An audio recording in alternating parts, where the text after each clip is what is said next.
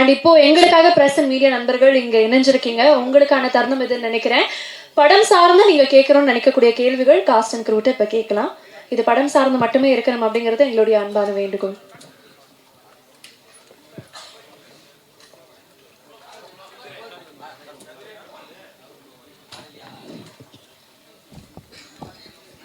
Sir, ஏஸ்ன்றதுக்கு என்ன அர்த்தம்? இந்த படத்தோட கதையை பற்றி நீங்கள் எதுவுமே சொல்லலை. என்ன இந்த படத்து மூலமா என்ன சொல்றீங்க? நான் சொல்லணுமா? கதையின் மூலமாக ஒன்றும் மெசேஜ்லாம் சொல்லலை சார் இந்த படத்தில். இந்த படம் ஒரு என்டர்டெயின்மெண்ட், கமர்ஷியலுங்கிறது எல்லா படமும் கமர்ஷியலுக்காக தான் பண்ணுறோம். பட் இது பியூர் என்டர்டெயின்மெண்ட். ஸோ எனக்கு பேசிக்காக ஒரு கதையை சொல்கிறதுக்காக படம் எடுக்கல. நம்ம அந்த படத்தில் அந்த படம் எடுக்கிறதுக்காக ஒரு கதையை யூஸ் பண்ணிக்கிறோம். அப்படி தான் நான் படத்தை பார்க்குறேன். So as purely entertainment sir. நீங்கள் உள்ள கதை இருக்குது, நல்லாயிருக்கும். என்ன கதை அப்படின்னு சொல்கிறேன், எந்த மெசேஜ் நான் சொல்ல சார். அது ஃபுல்லி என்டர்டெயின்மெண்ட். வந்த உடனே எல்லா கைண்ட் ஆஃப் எமோஷனல்ஸாக இருக்கும். நல்லா கொஞ்சம் ஜாலியாக போகும். Action. It's a pure entertainer sir. Vijay சேவி சார், இதுக்கு முன்னால் சூப்பர் டூப்பர் ஹிட் படம் மகாராஜா பண்ணியிருக்கீங்க. கலெக்ஷனும் 100 கோடிக்கு மேலே, தரம் வயசும் அவ்வளோ பெரிய இது. அந்த படத்துக்கு அப்புறம் இந்த படம் வருது, எப்படி இருக்கு? நடுவில் விடுதலை பாகம் 2 வந்தது சார். என்ன சார் நீங்கள் எவ்வளோ பெரிய படம் சார் அது? மன்னிச்சுக்கோங்க சார். நான் நடித்து நான் ரொம்ப பெருமைப்படுற படம் சார். எனக்கு ஓகே சார், வெற்றி சார் ஒர்க் பண்ணதாக இருக்கட்டும், விடுதலை 2 இருக்கட்டும், அதெல்லாம் என்னைக்காவது இப்போ வாழ்நாளில் கிடைக்கிற பாக்கியம் சில படங்கள் ஸோ அதனால் அது எப்படி நம்ம நன்றி சொல்லுங்கள் சார். ஓகே சார், இந்த 2 வெற்றி படத்துக்கு அப்புறம் வரக்கூடிய படம் எப்படி இருக்கு சார்? இது ஒரு நல்ல ஒரு கமர்ஷியல் என்டர்டெய்னர் சார். இந்த படம் ஜாலியாக இருக்கும். சிரிச்சிட்டே இருக்கலாம். ஆக்ஷன் இருக்குது, ரொமான்ஸ் இருக்குது. இது எல்லா நாளும் போல் எல்லா நாளும் சாதாரணமாக தொடங்குறதில்ல. சில நாள் உங்கள் மேலே ஏதாவது ஒரு சேலஞ்சை வைக்கும். அது அந்த மாதிரி ஒருத்தருக்கு திடீர்னு ஒரு நாள் ஏதோ ஒரு சேலஞ்சை வச்சு அவனை திருப்பி போடுது. சில சமயம் பொறுத்து போயிடுவோம். சில சமயம் நமக்கு பொங்கி எழணும்னு தோணும். சரி, ஓகே, எவ்வளோ நாள்லாம் பொறுத்து பொங்கி எழலாம்னு தோணும். அது அந்த மாதிரி எவனோ ஒருத்தனுடைய ஒரு ரியாக்ஷன் கூட வச்சுக்கோங்களேன். அதுக்கப்புறம் நடக்கிறது தான் கதை. அது அவ்வளோதான் சார். எனக்கு ஏஸ் வரதுல ரொம்ப சந்தோஷம் sir. Thank you sir. Vijay Sethupathi sir, சரிங்க, எப்படி இருக்கீங்க? நல்லா இருக்கீங்களா? நல்லா இருக்கு சார். நீங்கள் பேசுகிறப்போ சொன்னீங்க படத்தை ரிலேட்டட் தான் கேள்வி. எனக்கு சில பேரை பார்த்தா ரொம்ப பிடிக்கும், சில பேரை பார்த்தா ஏன்னே தெரியாது, நல்லவங்கள கூட அவங்க இருக்கலாம், பிடிக்காது அப்படின்னீங்க. நிச்சயமாக நிஜத்தில் அதை சொல்ல மாட்டீங்க இங்கே யாரை பிடிக்காதுங்கிறத. ஆனால் இந்த படத்தில் உங்களுக்கு யாரை பிடிக்கல கேரக்டரா? இந்த படத்தில் உங்கள் கூட நடித்த கேரக்டரில் கேரக்டராக யாரை பிடிக்கல? எதுக்கு இது கதை சார்? இப்போ நான் ஒரு கவிதை சொன்னேன் சார். ரூமியோ அவர்களுடைய கவிதை சொன்ன மாதிரி, அதாவது suppose if there is no villain, ஹீரோவுக்கு ஹீரோ யாருன்னு தெரியாது சார். அதனால் அவரை பிடிக்கலாம் எப்படி சொல்கிறதுனா, அவினாஷியோ நம்ம ரொமான்டிக் வில்லனையோ எப்படி பிடிக்கலன்னு எப்படி சொல்கிறது. அதனால் அவர்கள் இருக்கிறது தான் கதையை நகர்த்திட்டு போகுது. நம்ம வாழ்க்கையில் அதானே சார், பிரச்சனைகள் தானே சார் வாழ்க்கையை நகர்த்துது. அதுக்கு ஸோ அதனால் பிடிக்கலன்னு அப்படி யாரும் இல்லை சார். அது மாதிரி உங்கள் 2 பேருக்கும் டைரக்டருக்கும் உங்களுக்குமான கேள்வி இது சார். இந்த ஏஸுங்கிறது சீட்டாட்டத்தில் ரொம்ப முக்கியத்துவம் வாய்ந்த காடும் இதுதான், ஆனால் ஒன்றுமே இல்லாத காடும் இதுதான். படத்தில் அந்த மாதிரி கேரக்டராக நீங்கள் எடுத்திருக்கீங்க. ஆமாம் சார், ஒன்றுமே இல்லை, அந்த ஒரு ஆள் முக்கியமான ஆளாக மாறுறான் சார். டைரக்ட் சார் கேட்கல சார், ஒரு நிமிஷம் சார். ஆமாம் சார், அவர் பதிலாக தான் சார். ஏன்னா அவர் கதாபாத்திரம் அவர் எழுந்து தான் நான் நடிச்சிருக்கேன். அதனால் இந்த சார் இந்த படத்தினுடைய கதைக்கெல்லாம் மலேசியாவில் நடக்குது. மலேசியாவில் எடுக்கணும்னு எடுத்திருக்கீங்களா, இல்லை கதையை அங்கே தான் எங்குதா? இல்லை சார், இது ஒரு ஃபாரின் கண்ட்ரியில் நடக்கணும் அப்படின்னு விஷயம். இப்போ மலேசியாவில் ஏன் நடக்குது அப்படின்னு கேட்டிங்கன்னா, மலேசியாவில் தான் நம்ம தமிழர்கள் இருக்காங்க. ஸோ ரிலேட் பண்ணுற மாதிரி இருக்கிறோம்னா, இப்போ தாய்லாண்டில் போனோம்னா அங்கே தமிழ் மக்கள் வாழ்கிற மக்கள் கிடையாது, ரொம்ப இதுவாக கிடையாது, அங்கேயே இருக்கிற மக்கள். ஸோ நம்ம தமிழ் ஆளுங்க வாழ்கிற நாடுன்னு பார்த்தீங்கன்னா மலேசியா இல்லைன்னா சிங்கப்பூர். ஸோ அந்த மாதிரியான ஒரு ஊரில் இந்த கதை நடக்கணும் அப்படின்னு சொல்லி டிசைட் பண்ணோம். அதனால் மலேசியா பெட்டராக இருந்ததுன்னு அதை பண்ணோம் சார். ஹீரோ ஏன் சார் இதனுடைய அடையாளத்தெல்லாம் அழைச்சிட்டு போகிறாரு? அடையாளத்தை அழிச்சிட்டு போகிறாரா? அதுதான் சார் இந்த படத்தில் சொல்கிறோம். எதுக்கு அடையாளத்தை அழிச்சிட்டு போகல சார். இந்த பழைய அடையாளம் வேணால் நம்ம அடையாளத்தை அழிக்கல, நம்ம வேறு அடையாளத்தில் இருக்கலான்ட்டு இந்த ஊருக்கு வர்றாரு சார் அவர். அந்த படத்துக்கு பப்ளு எப்படி சார் தேர்ந்தெடுத்தீங்க? ஹீரோ சொல்லி தேர்ந்தெடுத்தீங்களா இல்லை நீங்களாவே தேர்ந்தெடுத்தீங்களா? இல்லை நானாகவே தான் சார் தேர்ந்தெடுத்தேன். நன்றி நன்றி.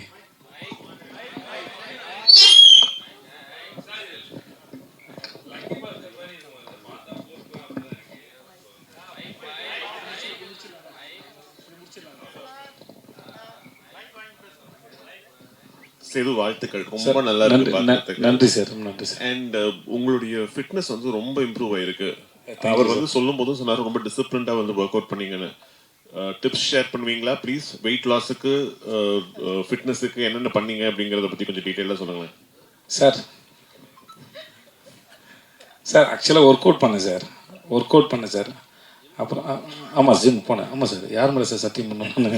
இல்லை சார், நிறைய வெயிட் லாஸ் இருக்கு, அது பார்த்த உடனே தெரிஞ்சது சார். ஆமாம் சார், ஆனாலுமே எப்படின்னா சில சாப்பாடு எனக்கு ஒத்துக்கல. அதனால் வந்து அது வேணாம்னு சொல்லி தவிர்க்கிற முயற்சி பண்ணுவேன். ஒரு 70% ஜெயிச்சிருவேன் முயற்சியில். 30% தோற்று போகும்போது சாப்பிட்டுருவான் சார். இவ்வளோ தான் சார், வேறு ஒன்றும் இல்லை சார். என்ன டைம் பீரியட் ஆச்சு உங்களுக்கு இந்த வெயிட் லூஸ் பண்ணுறதுக்கு? எத்தனை கிலோஸ் லூஸ் பண்ணியிருக்கீங்க? ஏன்னா அதெல்லாம் செக் பண்ண மாட்டேன் சார். ஏன்னா செக் பண்ண டிப்ரெஸ் பண்ணும் சார். அதனால் அது சார் ஏன்னா பார்க்கறதுக்கு நமக்கு கேரி பண்ண முடியுதான்னு பார்க்குறதோட சரி சார். மற்றபடி நடுவில் திரும்பி இன்க்ரீஸ் ஆச்சு, குறைஞ்சிது தெரியல, ஸ்டேபிளாலாம் எனக்கு இருந்ததில்லை. இப்போ தான் வந்து சில விஷயம் ஏதோ புரியுது. அதாவது என்னென்னா நம்மளாக தெரிஞ்சுக்கிறதுன்னு ஒன்று இருக்குது, பட் சயின்ஸ் என்ன சொல்லுதுன்னு இருக்குது. ஸோ சயின்ஸ் என்ன சொல்லுதுன்னு கேட்டு தெரிஞ்சுக்கிட்டு சில விஷயங்களை பண்ணுறேன், அவ்வளோதான். அதாவது சயின்ஸ் என்ன சொல்லுதுன்னா முதல்ல வந்து இதெல்லாம் தவிர்க்கலாம், பண்ணலாம் அப்படின்றது. அப்படி இல்லை, ஒரு உடம்பும் ஒரு தனி உடம்பு தான். அதனால் அதுக்கு என்ன தேவையோ அதை தான் எடுத்துக்கணும் அப்படின்னு சொல்லும்போது அது கொஞ்சம் ட்ரை பண்ணி பார்க்குறேன் சார். ஸோ வேறு ஒன்றும் இல்லை சார். டேரக்டர் சார், இப்போ சேதுபதி சார் வந்து உங்களை பற்றி நீங்கள் செஞ்ச உதவிகளை மறக்காமல் ரொம்ப நினைவு கூர்ந்தாங்க. ஆனால் அந்த கான்செப்டில் எதுக்கு நீங்கள் வந்து சேதுபதி அந்த அளவுக்கு பற்றி அறிமுகப்படுத்தின விஷயங்களை ஏன் செஞ்சீங்க? அவங்க மேலே ஏன்னா அப்படி ஒரு ஈர்ப்பு ஏன் உங்களுக்கு ஏற்பட்டுச்சு? அந்த ஆடிஷனில் பார்த்ததா சார்? அது வந்து எந்த ஒன்றும் இல்லை சார். அப்போ வந்து நான் வந்து கோ டைரக்டராக ஒர்க் பண்ணிட்டு இருந்தேன் சார், அவர் சொன்ன மாதிரி. அப்போ வந்து ரொம்ப சின்ன வயசு. அப்போ ஆடிஷன் பண்ணையில் சார், அவர் ஆடிஷன் பண்ணையில் பியூர் டேலண்ட் மட்டும்தான் சார். அப்போது எந்த கேல்குலேஷனுமே கிடையாது சார். அப்போ பார்க்கையில் இவரை காஸ்ட் பண்ணால் நமக்கு ஏதாவது யூஸ்ஃபுல்லாக இருக்குமா, இப்போ அந்த மாதிரிலாம் எதுவுமே கிடையாது. பார்த்த உடனே ரொம்ப பியூரான ஒரு டேலண்ட்.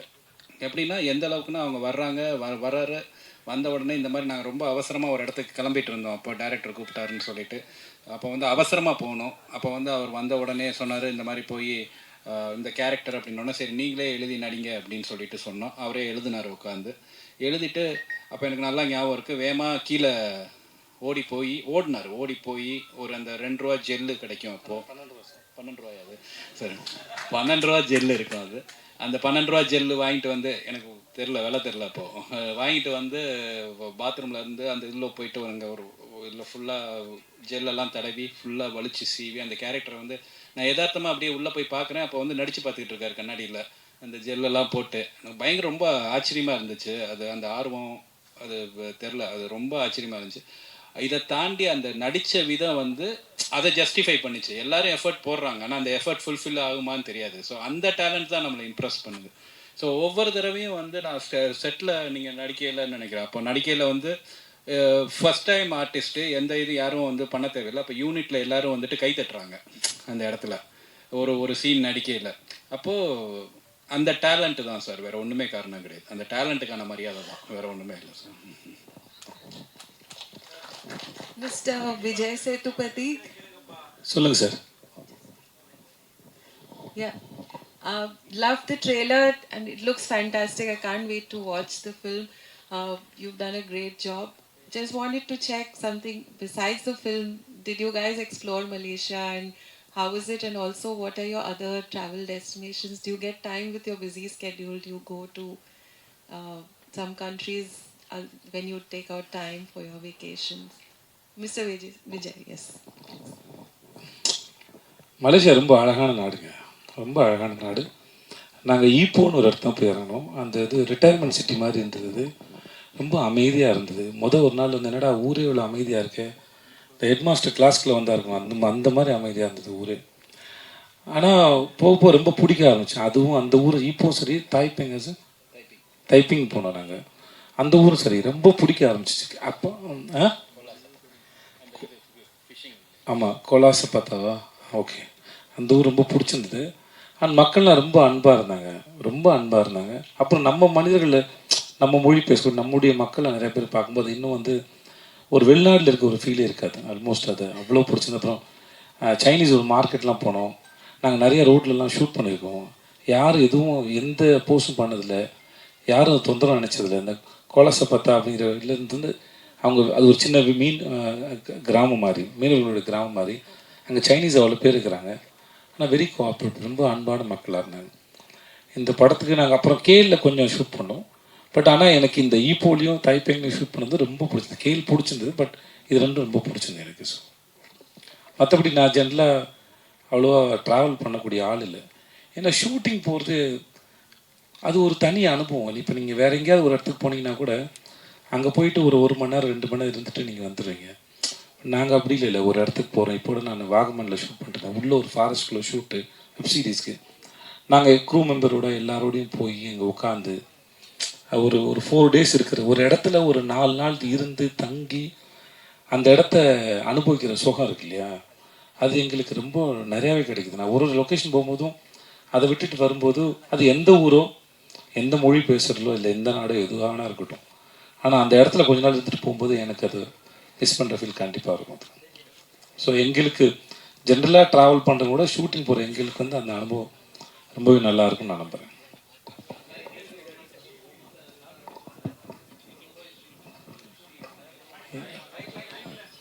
இல்லை சார், டூரிஸ்ட் ஸ்பாட் எங்கேயுமே ஷூட்டிங் பண்ணல சார்.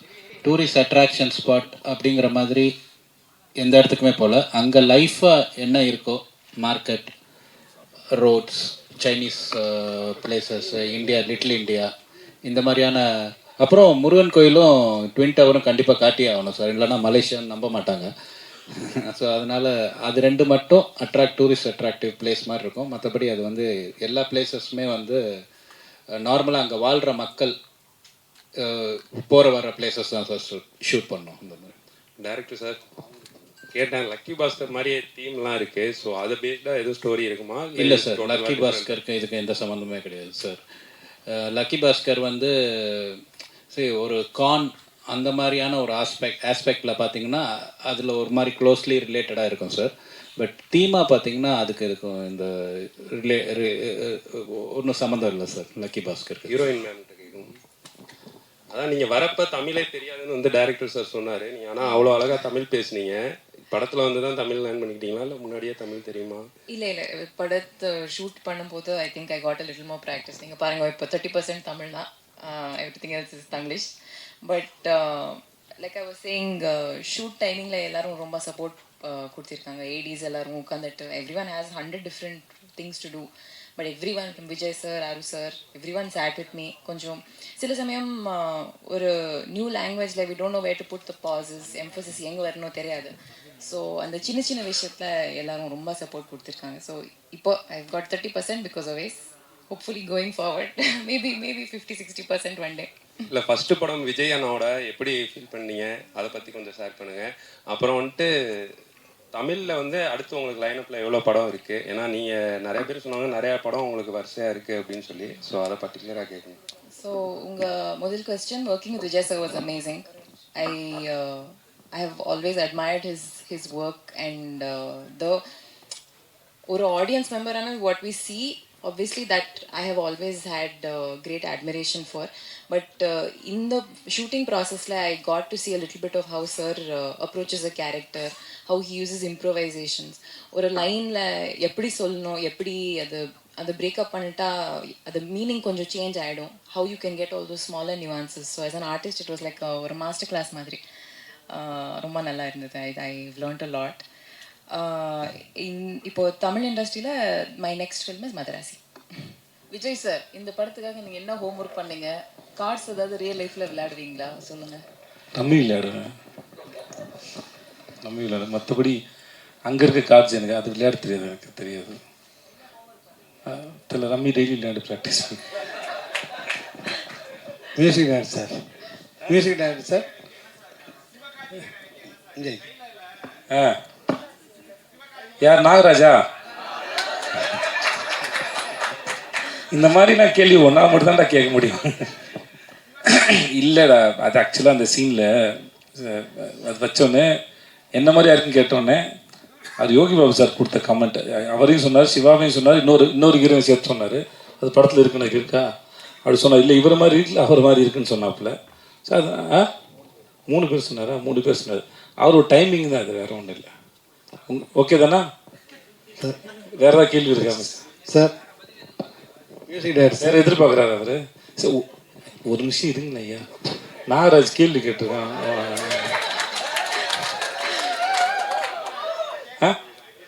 அப்புறம் யோசிச்சு வரியா? ஓகே. என்ன சார் கேள்வி இங்கே ஒரு கேள்வி வந்துருச்சு சார். சார் ரொம்ப மைக் வச்சுட்டு இருக்கா sir. Sir music director sir, ஒரு படத்தில் வந்து பாட்டுகள் எடுக்கும்போதும் ரீரெக்கார்டிங் அவங்களே தான் பண்ணுவாங்க.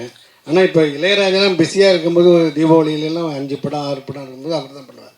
நீங்கள் ஆர்ஆருக்கு மட்டும் வெளியில் இல்லை சார், இன்றைக்கி ஃபார்மேட் மாறிடுச்சு. ஸோ டிஜிட்டலாக இருக்கும். ஸோ இப்போ கிளாஸ் ஒர்க் வரப்போ நம்மளோட டேட்ஸு எல்லாமே சரியாக ரிலீஸ் ஆகணும்னா அதுக்கேற்ற மாதிரி ஒர்க் பண்ணணும். ஸோ என்னோட இதுவாக வந்து அதை நம்ம சேர்ந்து ஒர்க் பண்ணி அதை முடிக்கணும். ஸோ இந்த மாதிரி ஒரு அர்ஜென்சியான டைமில் வந்து ஏதோ ஒன்று பண்ணணுமே, அந்த மாதிரி உடன்பாடு எனக்கு பர்சனலாக கிடையாது. ஸோ அவங்களும் வந்து நல்லா ஃபுல் இன்வால்மெண்ட்டோட தான் ஒர்க் பண்ணாங்க. ஸோ அதனால தான் இது பேக்ரவுண்ட் ஸ்கோர். எனக்கும் இன்னொரு ப்ராஜெக்ட் கமிட் இருந்துச்சு. ஸோ அவர் அந்த டைம் லைன் வந்து செட் ஆகலை, வேறு எதுவும் இல்லை. விஜய் ப்ரோ. ப்ரோ பிட்சா படத்துக்கு அப்புறம் வரிசையாக 3, 4, 5, 6, 7 படங்களும் வருஷத்துக்கு பண்ணியிருக்கீங்க. போன வருஷம் 3 படம், இந்த வருஷம் இப்போ தான் அக்கௌண்ட்டே ஆரம்பிக்குது. இப்படி வருஷத்துக்கு 3 படமாவது பண்ண வேணாமா? அதான் ப்ரோ, என்ன ப்ரோ பண்ணா ஏன் பண்ணுறேன்னு கேட்குறீங்க ப்ரோ? பண்ணா ஏன் பண்ணலன்னு கேட்குறீங்க ப்ரோ? நான் என்ன பண்ணிட்டேன் ப்ரோ சொல்லுங்க ப்ரோ. ப்ரோ இதுக்கு முன்னாடி யோசிச்சு பாருங்க ப்ரோ, லிஸ்ட்லாம் எழுதி போட்டு நீங்கள் தான் எல்லோரும் சாட்சி இல்லை, எல்லாரும் சாட்சி. அதனால் வந்து அந்த பண்ணதுக்கு நான் காரணம் இல்லை, பண்ணாமல் போகிறதுக்கு நான் காரணம் இல்லை. ஏன்னா சில சமயம் சில படங்களை பண்ணியிருப்போம். இப்போ முன்னாடி சொன்ன பதில் தான் அது. என்னென்னா அந்த படங்கள் ரிலீஸ் வந்து நம்ம இப்போ இன்றைக்கி இந்த படம் ரிலீஸ் ஆகுதுன்னா இதை நானாக ஃபிக்ஸ் பண்ணுறேன், இல்லை என் ப்ரொடக்ஷன் கம்பெனி தான் ஃபிக்ஸ் பண்ணுறேன். ஸோ சில படங்களை வந்து அவங்க நல்ல நாள் பார்க்குறது இல்லை தள்ளி போடுறதுலாம் அவங்களோட சாய்ஸ். அது அப்படி தேங்கி வரும்போது அது மொத்தமாக தெரிஞ்சிருக்கும், அப்படி தானே ஒழிய. மற்றபடி நான் வழக்கமாக என்னுடைய வேலைகளை செஞ்சுக்கிட்டு தான் இருக்கிறேன். ரிலீஸ் வந்து ப்ரொடக்ஷன்ஸ் பிளான் பண்ணுறாங்க, அவ்வளோதான், வேறு ஒன்றும் இல்லை. Okay bro. விஜய் சேவி சார், நீங்கள் இந்த வர்ணம் படத்தை பற்றி பேசுனீங்க, அவர் ஹெல்ப் பண்ணாருன்னு. அது வந்து எப்போமோ வந்த படம், நடுவில் கொஞ்சம் பக்கத்துக்கு காணும் சொன்னீங்க, நன்றி இதை பற்றி சொன்னீங்க. அதே மாதிரி நீங்கள் நிறைய பேருக்கு, தயாரிப்பாளருக்கு, நடிகர்களுக்கு, கேமராமேனுக்கு எல்லாம் நிறைய வாய்ப்பு கொடுத்துப்பீங்க. அவங்களாம் நன்றியோடு இருப்பாங்களா? அவங்க அப்படி இல்லாமல் இருக்கும்போது உங்கள் மனநிலை எப்படி இருக்கும்? ரொம்ப நாள் முன்னாடி ஒரு இன்டர்வியூவில் எனக்கு கேள்வி கேட்டாங்க, மற்றவங்க நம்மளை யூஸ் பண்ணிக்கும்போது நீங்கள் என்ன நினைக்கிறீங்க கேட்டாங்க. சரியாக தெரிஞ்சால் நல்லா யூஸ் பண்ண முடியும் என்ன அப்படின்னு சொல்லியிருந்தாங்க. ஸோ அதே போல் தான் இது. மற்றபடி சார் இப்போ யாருக்காவது எதையாவது இப்போ இவர் எனக்கு ஒரு உதவி பண்ணாருன்னு வச்சுக்கோங்களேன், இவன் நாளைக்கு வந்துடுவான், இவனை வச்சு படம் மூணாக நினச்சி பண்ணுறதில்ல. அந்த நேரத்தில் தன்னுடைய தொழிலுக்கு சரின்னு எதையோ அதை அவர் செஞ்சார் ஒழிய இவனுக்கு வாய்ப்பு தரணுங்கிறதுக்கு அவர் அது பண்ணல. ஆனால் அந்த பலனை அடைஞ்சவன் நான், என்கிட்ட நன்றி விசுவாசம் இருக்குது. நான் அதை திருப்பி செலுத்துவதற்கு காலம் எனக்கு ஒரு சந்தர்ப்பம் வழங்குது. அதுவும் நான் சும்மா ஓகே எது வேணால் பண்ணலாம் ஆறுமுகத்தோடும் பண்ணல. என் தொழிலுக்கு சரின்னு படுற இந்த கதை நல்லா இருக்குது, இது சரியாக பண்ணுவான்னு நினச்சி. ஸோ அந்த காலம் அந்த தொழிலுக்கான நியாயங்கிற தராசில் வச்சு தான் அது 2 பேரும் ஒருத்தருக்கு ஒருத்தர் பரிமாறிக்கிட்டோமே ஒழிய இது கிடையாது. ஸோ பட் ஆனால் எனக்கு அன்னைக்கு தேதிக்கு அந்த வேலை எவ்வளோ பெரிய வேலை செஞ்சதுன்னு இருக்குல்ல இவர் செஞ்ச. ஏன்னா அது வந்து எப்படின்னா யாருடைய பார்வையாவது நம்ம மேலே விழுந்துடாதா அப்படிங்கிற ஒரு ஏக்கத்தோடையே அது தெரிகிற ஒரு காலகட்டம் தான். ஓகே, அந்த மாதிரி ஒரு சந்தர்ப்பத்தில் காலம் சரியாக கணிஞ்சு வரும்போது ஒருத்தர் வந்து உங்களுக்கு வந்து ஓகே நீங்கள் இங்கே எடுத்துருந்தீங்க, ஓகே இதுக்கப்புறம் இந்த சீட்டுக்கு நான் வந்து போங்க அப்படின்னு சொல்கிறாங்க.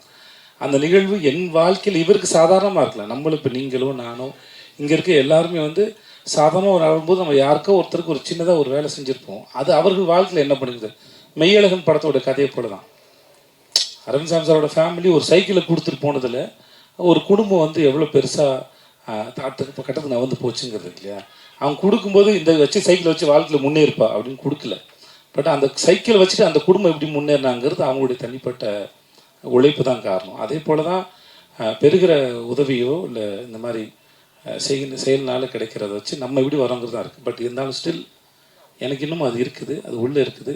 அது இன்னமும் என்னை வந்து அதான் சொன்னாங்க உயிர்ப்போடு இருக்க வைக்கிறது அது. ஸோ அதுக்கு என்றைக்குமே நன்றி கடன் பட்டிருக்குன்னு சொல்லுவேன். என்ன வேணால் நடக்கலாம், எனக்கு அவருக்கு சண்டைகள் வரலாம், மிஸ் அண்டர்ஸ்டாண்டிங் வரலாம், அது வேற ஒரு சம்பத்தினால் நிகழ்வது. நான் துபாயில் வேலைக்கும் போது என்னோடய பாஸ் சொன்னார், உனக்கும் இன்னொருத்தருக்கு சண்டை வருதுன்னா அது 2 உடம்புக்கான சண்டை இல்லை,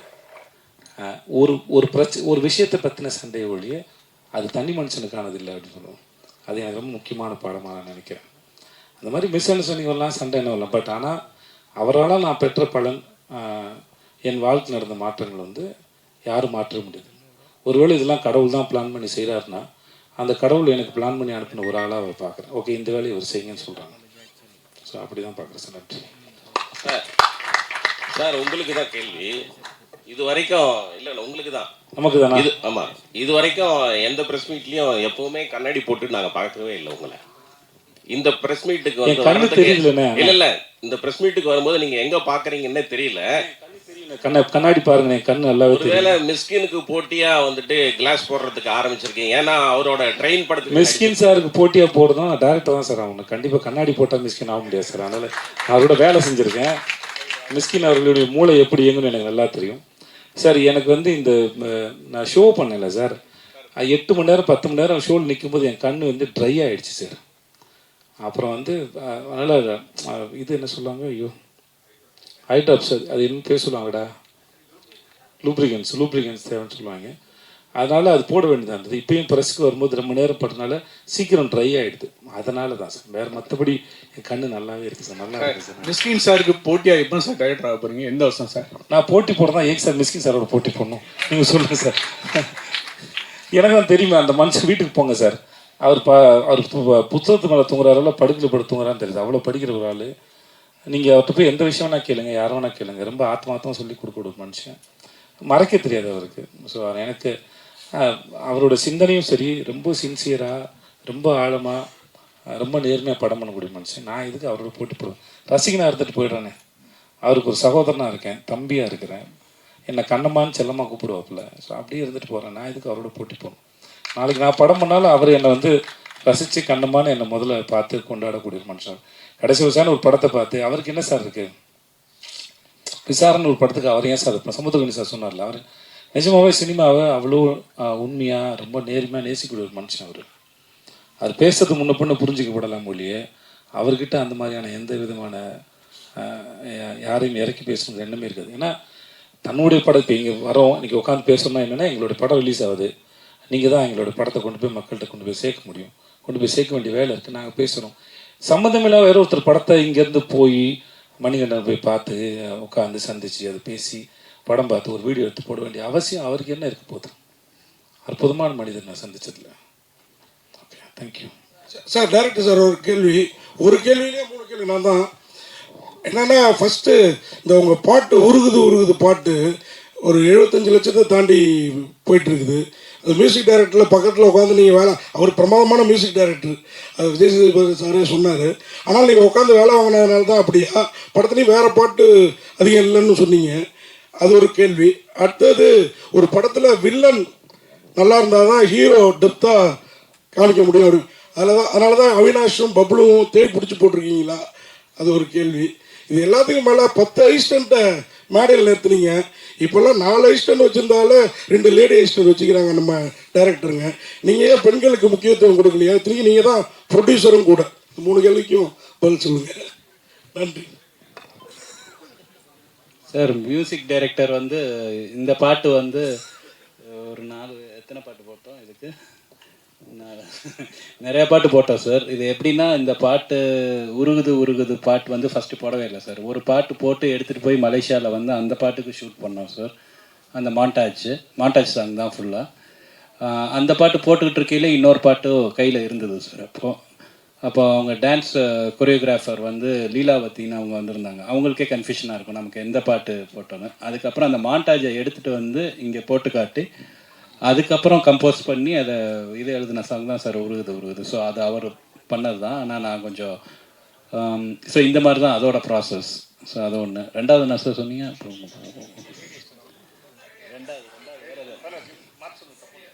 இல்லை சார் யாரும் இல்லை சார் ஓடிட்டாங்க நான் கொஞ்சம் டார்ச்சர் பண்ணுறேன்னு சொல்லிட்டு பசங்கன்னா கொஞ்சம் தாங்குறாங்க சார். அது அவங்க ஒரு 2-3 பேர் இருந்தாங்க. அதுக்கப்புறம் அவங்க ரொம்ப நான் ரொம்ப வேலை வாங்குறேன், ரொம்ப இது பண்ணுறேன்னு சொல்லிட்டு போயிட்டாங்க சார். படம் தான், வேற எது சார்.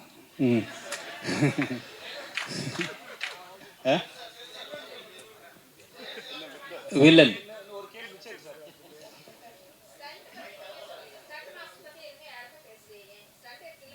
ஆமாம், அதான் நீங்கள் தப்பு தான் வேணும்.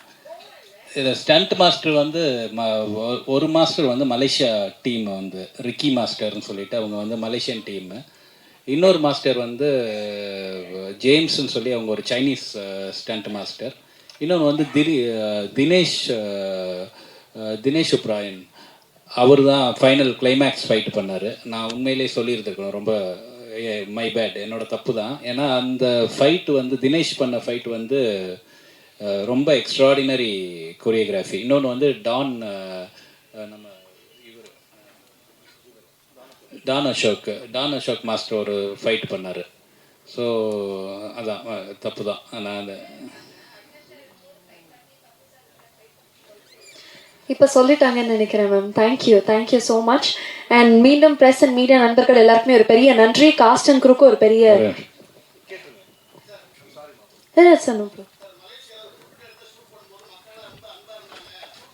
எல்லா இடத்துலையும் சார், எல்லா இடத்துலையும் சார்.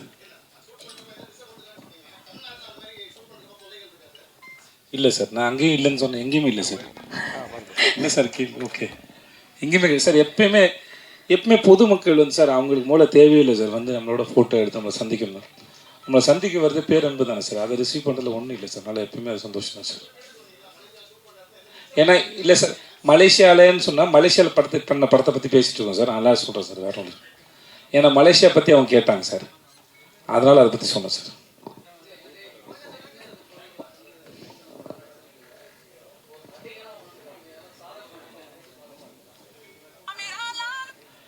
சார் நான் தப்பாக எடுத்துக்காதீங்க சார்.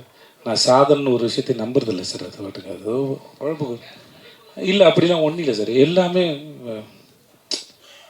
அவ்வளோ எனக்கு அது சுலபமாக இருந்ததில்லை சார்.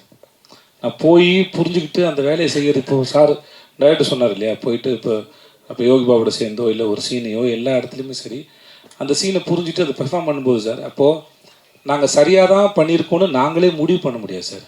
அது சாய்ஸ் அவங்களோடது, யார் இயக்குனரோ அவங்களோட சாய்ஸ். இப்போ நல்லா இருக்குன்னு நம்ம நினைக்கிறோன்னு வச்சுக்கோங்களேன், டைரக்டர் 1 more சொன்னால் பேசாமல் போய் 1 more பண்ணுறது தான் என் வேலை. புரியுதுங்களா? அப்போ நான் என்னுடைய வேலையை நானே ஜட்ஜ் பண்ண முடியாது, நானே தீர்மானிக்க முடியாது. நல்லா இருக்குது இதை வச்சுக்கோங்கன்னு கூட சொல்ல முடியாது. அதனால் நான் எப்படி நம்புறது, நான் எதையாவது சிறப்பாக பண்ணிட்டேன். ஸோ அது என்கிட்ட இல்லை. அப்புறம் இவர் சூஸ் பண்ணி ஒரு விஷயம் ஓகே சொல்கிறாங்க, என்னுடைய இயக்குனர் யார் வேணா இருக்கட்டும். அதுக்கப்புறம் அது நீங்களும் மக்களும் பார்த்து தான் நல்லா இருக்குன்னு சர்டிஃபிகேட் தரீங்க. அப்போ உங்கள்கிட்ட வந்து சேர்ற வரைக்குமே வந்து நம்ம சரியாக தான் பண்ணியிருக்குமோ தெரியாத போது நாங்கள் எப்படி முடிவு எடுக்கிறது சாதனை. ஸோ அதனால் எனக்கு அது இப்படி ஒன்றும் தெரியல. சாரி. Okay, thank you sir. அதை வந்து அதை எப்படி நீங்கள் முடிவு பண்ணலாம், அதே மாதிரி மக்கள் முடிவு பண்ணிட்டு நான் என்ன பண்ணுங்கிறத நானே சொல்லிக்கிறது செல்ஃப் டப்பா சார். வாங்க சார். அது தேங்க்யூ சார். நன்றி.